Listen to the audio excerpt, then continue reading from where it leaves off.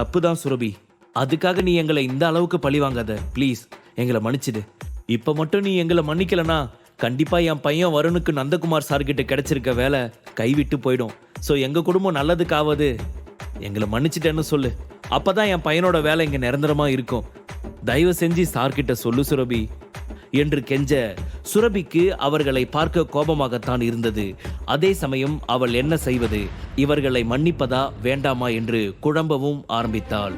காரணம், தன் முன்னால் நிற்பவரின் தங்கைதான் தனது அம்மா என்று நினைத்து அவள் சிறிது குழப்பத்தில் இருந்தாள். இங்க பாருங்க சுரபி, இவங்க 2 பேருமே உங்களை ரொம்ப ஹர்ட் பண்ணிருக்காங்கன்னு உங்க ஃபேஸை பார்த்தாலே எனக்கு தெரியுது. அதனால நீங்க என்ன சொல்றீங்களோ அதை பனிஷ்மெண்டா அவங்களுக்கு கொடுக்கலாம். ஓகேவா? என்ன பனிஷ்மெண்ட் கொடுக்கலாம் சொல்லுங்க என்று நந்தகுமார் மிகவும் கூலாக கேட்க, அதை பார்த்த தாமோதரனுக்கும் வருணுக்கும் மிகவும் ஆச்சரியம். சுரபி தயவு செஞ்சு மன்னிச்சிடுமா என்று சொல்லிக் கொண்டிருக்கும் போதே அவள் அவர்களிடம், உங்களோட டிராமா எனக்கு தெரியாதுன்னு நினைச்சிட்டு இருக்கீங்களா? உங்களுக்கெல்லாம் மன்னிப்புன்ற வார்த்தையெல்லாம் கிடையவே கிடையாது. இங்க பாருங்க நந்தகுமார், எனக்கு இவங்களுக்கு என்ன பனிஷ்மெண்ட் கொடுக்கறதுன்னு தெரியல. இவங்க 2 பேரையும் அமீர்கிட்டே விட்டுறலாம். இப்ப நாம போலாம் என்று சொல்லிவிட்டு திரும்பி கூட பார்க்காமல் சுரபி அங்கிருந்து சென்று விட, நந்தகுமாரும் அமீரிடம் அவர்கள் இருவரையும் கை காட்டிவிட்டு உள்ளே சென்று விட்டார். அதே சமயம் இங்கே சென்னையிலிருந்து கும்மிடிப்பூண்டிக்கு போகும் பாதை வழியாக உள்ள ஏரி ஒன்றுக்கு அருகில் செயற்கை தீவு ஒன்று இருந்தது. அந்த செயற்கை தீவில் இருந்த கட்டிடம் மிகப்பெரிய அரண்மனை போன்று இருந்தது. அப்படிப்பட்ட ஒரு இடத்தின் மைய பகுதியில் இருந்த தோட்டத்தில் சேரில் அமர்ந்து கால் மேல் கால் போட்டு ஹாயாக சாய்ந்திருந்த விக்ரம் ஏதோ ஒரு யோசனையில் இருக்க, அவன் முன் வந்து அமர்ந்த ராக்கெட் ராஜா கப்பில் பிளாக் டீயை ஊற்றி அவனிடம் கொடுத்தான். அவன் மனதிற்குள் இன்னும் சில நாட்களில் எப்படியாவது இந்த கடல் வணிக வளாகத்தில் ராக்கெட் ராஜாவை உண்மையான ராஜாவாக மாற்றிவிட வேண்டும் என்ற ஒரு முடிவில் இருந்தான். அதை பற்றி யோசித்துக் கொண்டிருந்த விக்ரமிற்கு போன் கால் வந்தது.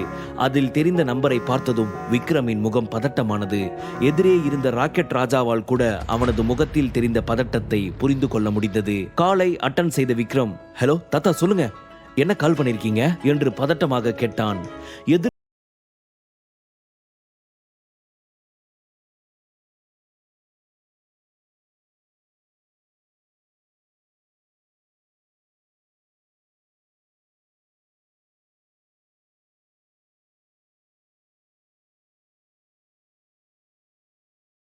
அப்படியா தாத்தா, சரி நீங்க எப்படி இருக்கீங்க? உங்க உடம்புக்கு இப்ப ஏதாவது பிரச்சனை இருக்குதா? என்ன விஷயம் தாத்தா? சரி சரி, நான் இப்படியே பேசி உன்னோட நேரத்தை வேஸ்ட் ஆக்க விரும்பல. உனக்கு இப்ப நிறைய வேலை இருக்கும்னு நினைக்கிறேன்.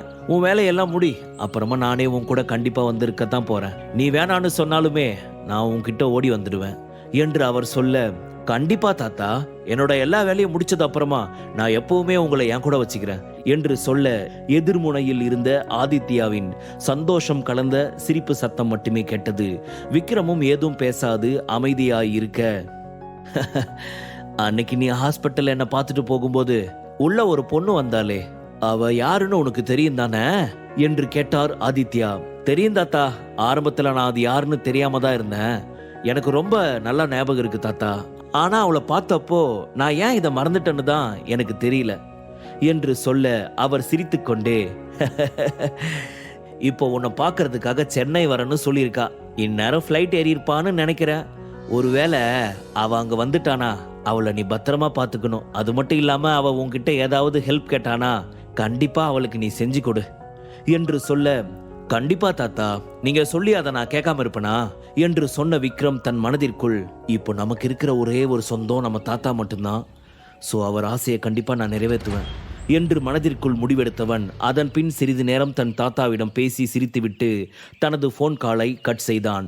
அதே சமயம் சென்னை ஏர்போர்ட்டில் கிரீன் கலர் சுடிதார் அணிந்து மாடர்ன் தேவதை போல வந்து இறங்கினாள் லிசா. பார்ப்பதற்கு அத்தனை அழகாக இருந்தவளின் மீதுதான் அங்கிருந்த அனைவருக்கும் பார்வை இருந்தது. அப்பொழுது வெல்கம் லிசா என்ற போர்டை வைத்துக்கொண்டு அங்கே ஒருவன் நின்றான். அவனை பார்த்து குறும்பாய் சிரித்து கொண்டே வந்தவள், நீங்க மிஸ்டர் என்று சொல்ல, நான் பவன் ராய் என்று சொன்னான் அந்த நபர். ஓ, நீங்க தானா அது? வாங்க வாங்க, உடனே கிளம்பலாம் என்று லிசா அவசரப்படுத்த, ஆமா எங்க போகணும் என்று அவன் கேட்க, லிசா தான் வந்திருக்கும் விஷயத்தை பற்றி சொல்ல விருப்பம் இல்லாமல், அதை நான் இனிமே தான் முடிவு பண்ணணும், நீங்க காரை மட்டும் எடுத்தா போதும் என்று சொல்ல அவனுக்கு தான் அது சிறிது இன்சல்ட்டிங்காக இருந்தது. லிசாவுடன் தான் நட்பு வைத்துக் கொண்டு அவளை தன் வசமாக்குவது தனக்கு மிகவும் ஒரு நல்ல விஷயம் என்ற ஒரு நோக்கத்தில் பவன் அவளிடம் மிகவும் குழைந்து பேச ஆரம்பித்தான். ஆனால் அவளோ எதையும் கண்டு கொள்ளாது தனது மொபைலை எடுத்து விக்ரமிற்கு கால் செய்தாள். தாத்தாவிடம் அடித்து பிடித்து அவரிடம் 2 நாட்களாக போராடி எப்படியோ ஒரு வழியாக விக்ரமின் நம்பரை வாங்கியவள் அந்த நம்பரை தன் மனதில் பதிய வைத்திருந்தாள். அந்த நம்பருக்கு தான் இப்பொழுது கால் செய்து, ஹலோ விக்ரம் என்று சிறிது பயந்த குரலில் கேட்க, எதிர்முனையில் இருந்து, ஆமா நான் விக்ரம் தான் பேசுறேன் என்று சொன்னதும் அப்பொழுதுதான் அவளுக்குள் இருந்த பயம் நீங்கி சந்தோஷம் பரவியது. விக்ரம், நான் உன்னை பார்க்கறதுக்காக சென்னை வந்திருக்கேன், நீ எங்க இருக்குன்னு சொன்னா நான் வந்து உன்னை பார்ப்பேன் என்று அவள் சொல்ல, அதுக்கு அவசியமே இல்லை, ஏதாவது ஒரு ஹோட்டல்ல ரூம் புக் பண்ணி அங்கேயே இரு, நானே வந்து உன்னை பார்க்கறேன் என்று சொல்லிவிட்டு போனை கட் செய்தான் விக்ரம்.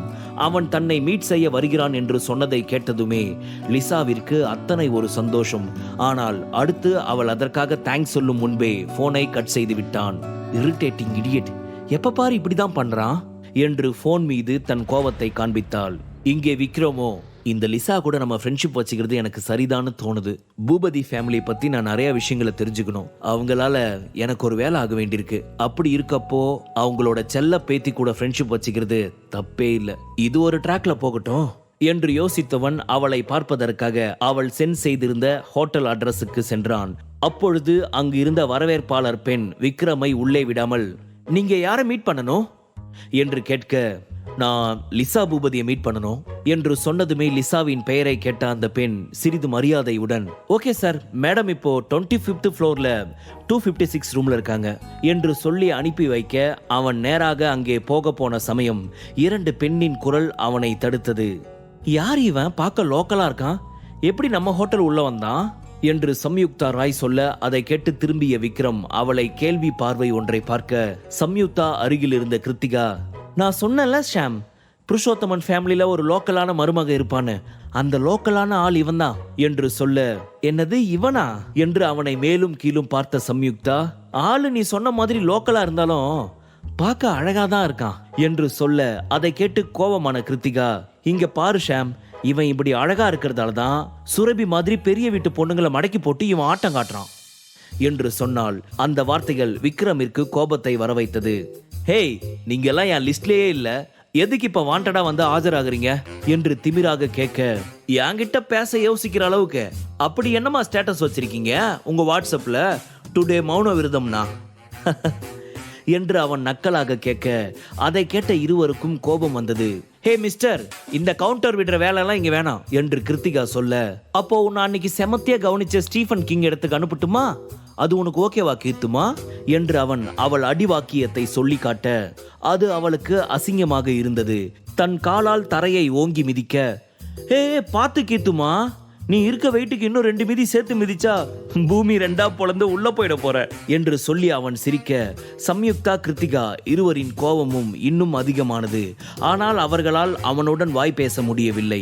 என்ன பேசினாலும் அது அவர்களுக்கே பங்கமாவும் அளவிற்கு பேசினான் விக்ரம். ஒரு கட்டத்திற்கு மேல் பொறுமை இழந்த சம்யுக்தா அவனிடம், இங்க பாரு, இது ராய் ஃபேமிலிக்கு சொந்தமான ஹோட்டல், உன்ன மாதிரி லோக்கலான ஆளுங்க யாருக்குமே இங்க இருக்க பெர்மிஷன் கிடையவே கிடையாது, அதையும் மீறி நீ உள்ள வந்திருக்கனா உனக்கு எவ்வளவு தைரியம் என்று கேட்க அவன், நான் லிசாவை மீட் பண்ணணும் என்று ஒற்றை வரியில் பதில் சொன்னான்.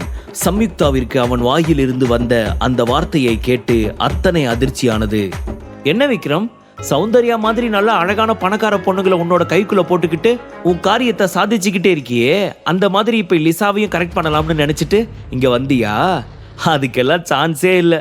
செக்யூரிட்டி இங்க வாங்க, இவனை கழுத்து பிடிச்சி வெளியே தள்ளுங்க என்று அவள் கோபமாக மிரட்டி கொண்டிருந்த சமயம், இங்க என்ன பிரச்சனை, எதுக்காக இவ்வளவு சத்தம் போட்டுட்டு இருக்கீங்க என்று கேட்டது ஒரு இனிமையான குரல். அங்கு நின்று கொண்டிருந்த 3 பேருமே அந்த குரல் சத்தம் வந்த பக்கம் திரும்பி பார்த்தனர். அங்கே அழகிய பதுமை போல் மாடிப்படிகளில் இருந்து இறங்கியவாறு வந்தாள் லிசா.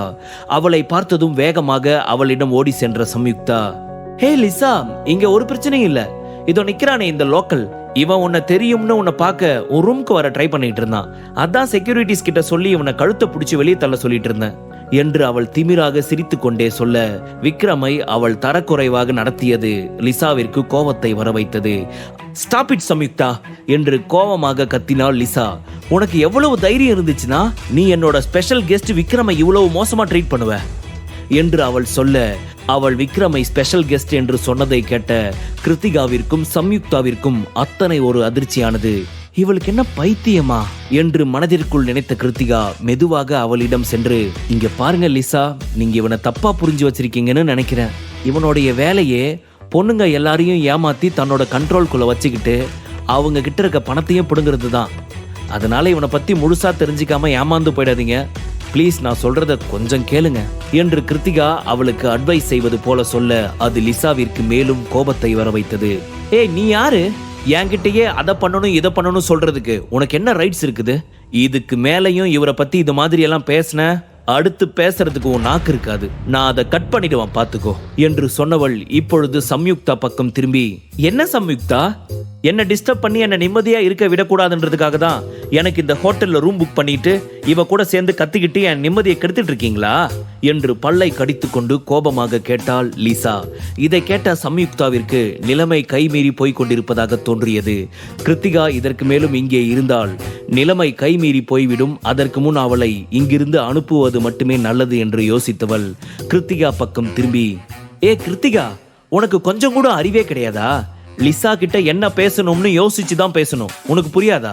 இப்ப மரியாதையா நீ இங்க இருந்து ஃபர்ஸ்ட் கிளம்பி போ என்று மிரட்ட கிருத்திகாவிற்கு அவள் வாயிலிருந்து வந்த இந்த வார்த்தைகள் மிகவும் கவலை கொடுத்தது. இப்பொழுது கிருத்திகாவுக்கும் வேறு வழியே கிடையாது அங்கிருந்து கிளம்புவதை தவிர. இப்பொழுது சம்யுக்தாவின் பேச்சை கேட்காமல் இங்கே நின்று வாதம் செய்தால் எங்கே அவளுடனான நட்பு முறிந்து விடுமோ என்ற நோக்கத்தில் வேகமாக அங்கிருந்து சென்று விட்டாள். அதன் பின்பு விக்ரம் அருகில் வந்த லிசா, டியர் விக்ரம், நீங்க என் கூட வாங்க, நம்ம ரூம்ல போயிட்டு உட்காந்துக்கிட்டே பேசுவோம் என்று சொல்லி விக்ரமை அழைத்து கொண்டு அங்கிருந்து சென்றாள். இருவரும் ரூமில் சோஃபாவில் அமர்ந்திருக்க லிசாவின் கவனம் தன் மீது இருந்து கொண்டே இருக்க வேண்டும். அப்பொழுதுதான் தான் நினைத்தது நடக்கும் என்பதை உணர்ந்த சம்யுக்தா அவர்கள் பின்னாலேயே சென்று அவளுக்கு ஒரு சர்வன்ட் போல வேலை பார்க்க ஆரம்பித்தாள். மிஸ் லிசா, நீங்க என்ன சாப்பிட்றீங்க? என்ன வேணும்னு சொல்லுங்க, நான் கொண்டு வந்து தரேன் என்று அவள் சொல்ல லிசா அவளது முகத்தை கூட பாராது, எனக்கு ஒரு லெமன் டீ மட்டும் போதும் என்று சொன்னதும் அவள் அங்கிருந்து கிளம்ப போனாள். அப்பொழுது லிசா கோபமாக அவளை அழைத்து, ஹேய், ஹோட்டலுக்கு வந்த கஸ்டமரை எப்படி ட்ரீட் பண்ணணும்னு உனக்கு தெரியவே தெரியாதா? என்கிட்ட மட்டும் ஆர்டர் எடுத்துக்கிட்டு போற? அப்போ என் முன்னாடி உட்கார்ந்து இருக்கிறாரு விக்ரம், அவர்கிட்ட யார் ஆர்டர் எடுப்பா என்று லிசா கேட்க அதை கேட்ட விக்ரமிற்கு மிகவும் சிரிப்பு வந்தது.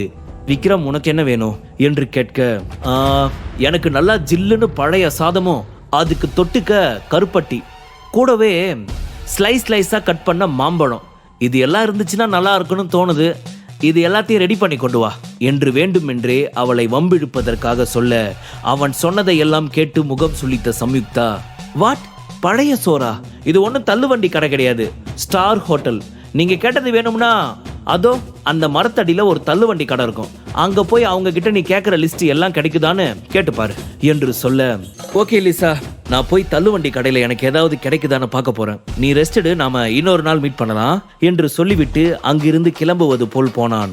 உடனே லிசா சம்யுக்தா பக்கம் கோபமாக திரும்பி, இங்க பாரு, என்னோட ஸ்பெஷல் கெஸ்ட் என்ன கேட்கறாங்களோ அதை ரெடி பண்ணி கொடுக்கறது தான் உன்னோட கடமை, அதுக்காக தான் இங்க வந்து நிக்கிற என்று லிசா விக்ரம் சார்பாகவே பேசிக் கொண்டிருக்க சம்யுக்தாவிற்கு தான் என்ன செய்வதென்றே தெரியவில்லை. வேறு வழி இல்லாமல் சரி என்று பெருமூச்சு ஒன்றை இழுத்து விட்டவாறு சொன்னவள் அங்கிருந்து கிளம்ப போன சமயம் லிசா அவளை அழைத்தாள். இங்க பாரு, நான் விக்ரம் கிட்ட தனியா பேசணும்னு ஆசைப்படுறேன், அதனால மறுபடியும் வந்து என்ன டிஸ்டர்ப் பண்ணிக்கிட்டு இருக்காத. ஆர்டர் பண்ணதை சர்வர் கிட்ட கொடுத்து அனுப்பிவிடு.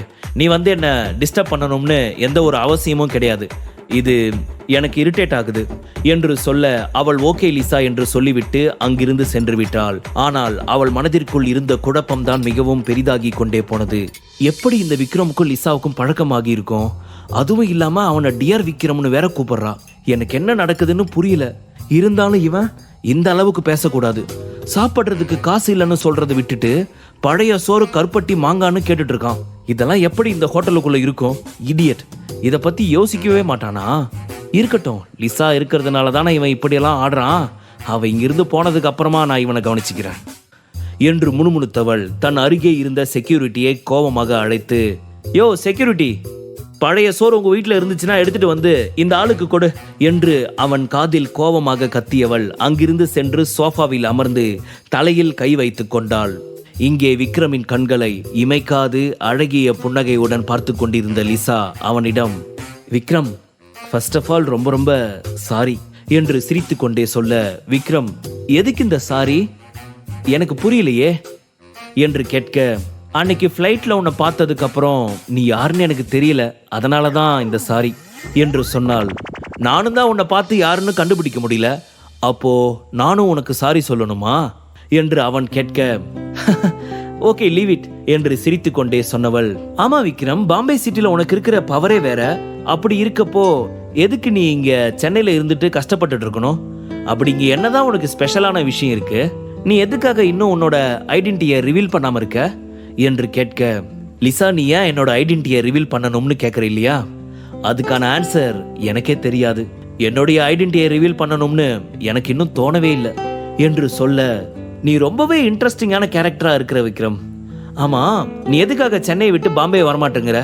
அப்படி இங்க என்னதான் ஸ்பெஷல் இருக்கு, அதையாச்சும் சொல்ல என்று அவள் கேட்க, இதற்கு விக்ரமிடமிருந்து புன்னகை ஒன்று மட்டுமே பதிலாக வந்தது. ஆனால் அவன் எதற்காக இங்கே இருக்கிறான் என்பதை தெரிந்து கொள்ள லிசா அதிக ஆர்வத்துடன் மேலும் மேலும் அதே கேள்வியை அவனிடம் கேட்டுக்கொண்டிருந்தாள். முழு கதையையும் கேட்டு மகிழ பாக்கெட் FM ஆப்பை டவுன்லோட் செய்யுங்கள். லிங்க் டிஸ்கிரிப்ஷனில் கொடுக்கப்பட்டுள்ளது.